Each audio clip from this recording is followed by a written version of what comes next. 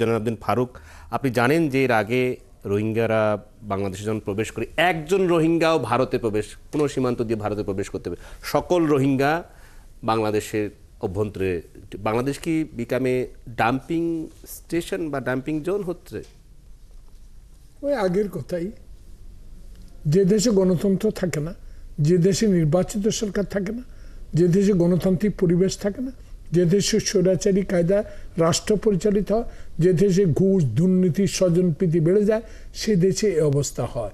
Dumping বলেন যাই বলেন, এখন ভারত একটা রোহিঙ্গা আশ্রয় দিচ্ছে না, সবকে এখানে পাঠাবে। এটাও একটা পরিকল্পনা তাদের, যে বাংলাদেশে ঠেলে দিয়ে এখানে সন্ত্রাসী কার্যক্রম শুরু হোক এদেশে। যেহেতু নির্বাচিত সরকার নাই, আমি অনুরোধ জানাবো নোবেল বিজয়ী ডক্টর ইউনূসকে যেন অনতিবিলম্বে এটা জাতিসংঘে ইনফর্ম করা হয় এবং জাতিসংঘের কাছে কড়া প্রতিবাদ জানানো হয় এবং বিজেপিকে শক্ত হাতে বর্ডার প্রস্তুত রাখতে হবে, একটা রোহিঙ্গা যেন ঢুকতে না দেওয়া। স্যার, আপনি তো ইতিহাস বিভাগের অধ্যাপক হলেও সামগ্রিক রাজনীতিকে আপনি পর্যবেক্ষণ করেন। এই রোহিঙ্গা নিয়ে আসলে এটি কি কোনো রাজনীতির অংশ, ভূ রাজনীতির অংশ কোনো, যে আমাদের বাংলাদেশেই বারবার লাখ লাখ রোহিঙ্গা এর আগে এসেছে, 10 লাখ, এখন সেটি 15 লাখ, আবার অপেক্ষমান আছে লাখখানেক রোহিঙ্গা বাংলাদেশে প্রবেশের জন্য? এটি অবশ্যই ভূ রাজনীতির অংশ। আমি যতটা বুঝতে পেরেছি আপনার সময় খুব কম, সেই ভূ রাজনীতি নিয়ে আলোচনা করার খুব বেশি সময় বোধহয় পাবো না। তবে আমি দুটো বিষয় বলতে চাই। আপনারা জানেন যে যখন 10 লাখ ঢুকলো বাংলাদেশে, তখন তৎকালীন প্রধানমন্ত্রী, ওই যে আমি আগেই বলেছি, তিনি কিভাবে তার ব্যক্তি ইচ্ছা, তার আকাঙ্ক্ষার কারণে দেশের স্বার্থকে, জাতির স্বার্থকে জলাঞ্জলি দিয়েছেন।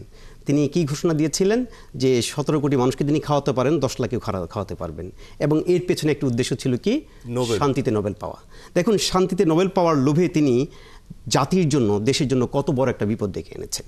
এবং আপনারা জানেন যে এই রোহিঙ্গাদের আশ্রয় দেওয়ার ফলে কক্সবাজারের বাস্তুতন্ত্র আজ ধ্বংস হয়েছে, কক্সবাজারের জনজীবন আজ বিপর্যস্ত, এবং আমরা কোনোভাবেই এটা থেকে মুক্তি পাচ্ছি না। ফলে আমি এখন যেটা মনে করি সেটি হচ্ছে যে বর্তমান যে উপদেষ্টা আছেন, তার যে আন্তর্জাতিক যোগাযোগ, তার যে আন্তর্জাতিক সম্পর্ক, তিনি সেইটাকে কাজে লাগিয়ে তিনি দ্রুত অত্যন্ত জরুরিভাবে এই বিষয়টি নিয়ে আন্তর্জাতিক সম্প্রদায়ের সাথে কথা বলবেন।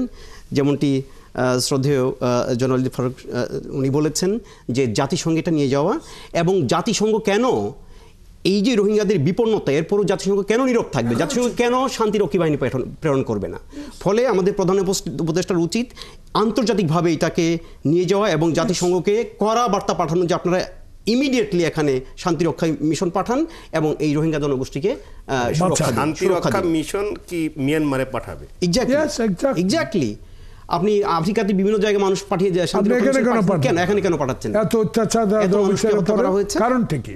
কারণটা কি? এটা রিজনটা কি বাইর করতে হবে। স্যার ঠিকই বলেছে, এটা করতে হবে, ঠিকই বলেছে যে বাংলাদেশটাকে তারা, আপনি যেটা বলেছেন শফিক সাহেব সিনিয়র সাংবাদিক, আপনি যে ডাম্পিং, তার ইন্ডিয়াতে ডাম্পিং বানা, ইন্ডিয়াতে তাদের বর্ডার আছে, সব এদিকে ঠেলছিস কেন? এটা একটা পরিকল্পনা, রাজনীতি, অস্থিরতার সৃষ্টি করা।